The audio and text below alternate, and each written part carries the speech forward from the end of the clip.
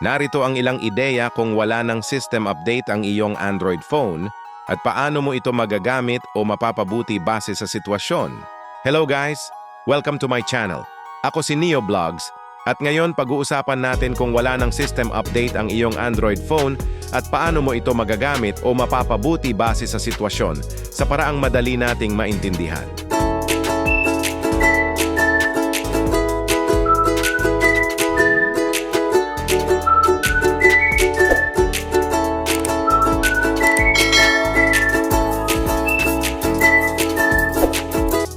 I-update ang apps at seguridad.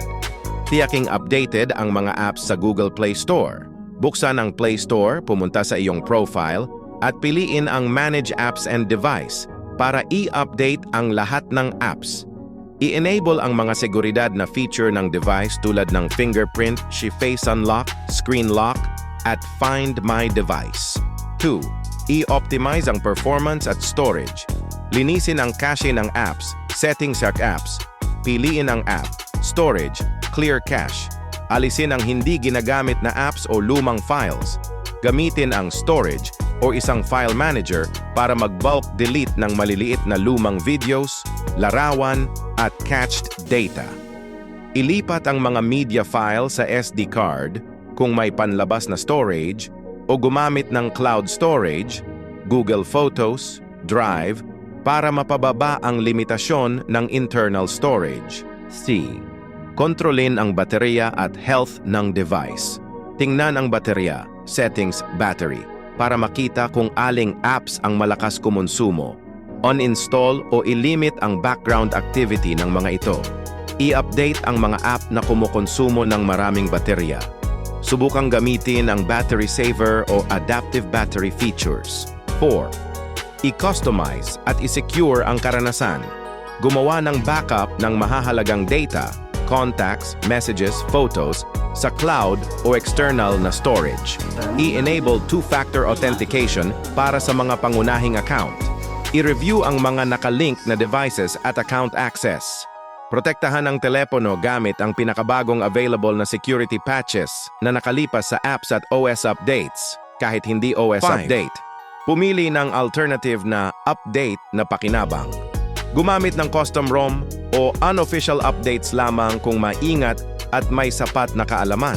Risk, void warranty, bricking. Kung hindi ka pamilyar, iwasan ito. Subukang gamitin ang mga bagong features mula sa app-level updates, kagaya ng camera, messaging, privacy features na hindi nangangailangan ng system update. 6. Paano kung interesado ka sa temporary na katugunan? Gumawa ng listahan ng mga kailangang feature o bug na inaasahan mong maresolba ng update. Halimbawa, mas mabilis na system, mas magandang battery, bagong UI. Mag-set ng reminder o bookmark sa official support page ng iyong phone brand para sa anumang posibleng beta o eligibility ng option na magiging available. 7. Kung may kalidad na issue na kailangang solusyonan ngayon, i-check ang compatibility ng apps na mahalaga sa iyo, banking, messaging, work apps, kung nagtataas ba ng compatibility issues without bagong OS.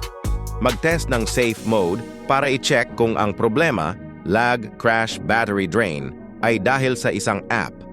Kung okay sa safe mode, i-uninstall ang recently installed apps. Kung gusto mo, i-share mo ang brand at model ng Android phone, current Android version, at security patch level. Anong particular na problema ang nararanasan? Lag, crashes, battery drain, app errors.